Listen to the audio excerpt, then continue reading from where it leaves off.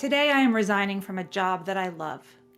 My name is Dana Stangl-Plowe. I became an English teacher at Dwight Englewood School 7 years ago because as a parent I loved how the school both nurtured and challenged my own children.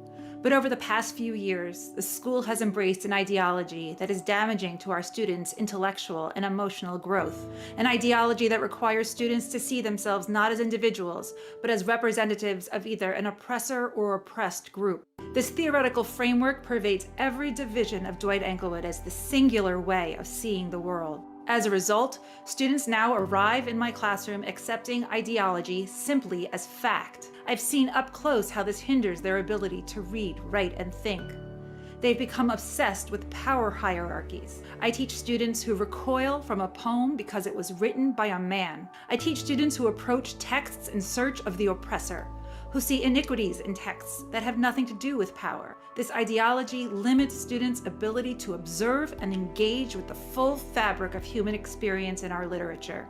In my professional opinion as an educator, the school is failing to encourage healthy habits of mind, essential for growth, such as intellectual curiosity, humility, honesty, reason, and the capacity to consider multiple perspectives and weigh competing ideas. In our school, the opportunity even to hear competing ideas is practically non-existent. Sadly, as a result, the school is leading many to become true believers and outspoken purveyors of a regressive and illiberal orthodoxy. Our young students have no idea that the school has placed ideological blinders on them. Of course, not all students are true believers. Many pretend to agree because of pressure to conform. I've heard from students who want to ask a question, but stop out of fear. I've heard from students who don't participate in discussions for fear of being ostracized. One student didn't want to develop her personal essay about an experience she had in another country because she was worried that it might mean she was, without even realizing it, racist. In her fear, she actually stopped herself from thinking, the very definition of self-censorship. I care deeply about our students and our school, and so over the years I have tried to introduce positive alternative views to our community. My efforts have fallen on deaf ears. The reality is that fear and orthodoxy pervade the faculty. Last fall, administrators told us we were not allowed to question the school's ideological programming. And on at least 2 separate occasions, our head of school even went so far as to tell the entire faculty that he would fire all of us if he could, so that he could replace us all with people of color. This February, during a faculty meeting, teachers were segregated by skin color.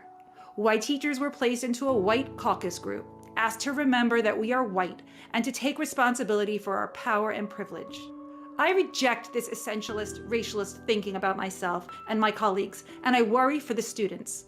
Will racial segregation be forced on them next? I am fully aligned with the values in Dwight Englewood's mission statement: community, diversity, courage, and making the world a better place. As an educator, I strive to create an inclusive classroom by embracing the dignity and individuality of each and every student, regardless of their cultural or group identifiers. My humanist approach cultivates a mutual respect and empathy, curiosity and open-mindedness. I want to empower all students with the skills and habits of mind they need to fulfill their potential as learners and human beings. Unfortunately, the school's orthodoxy undermines my humanist approach to teaching and creates deep divisions among our diverse population, destroying any chance at a true and unified learning community. Dwight Englewood used to claim that we teach students how to think, not what to think.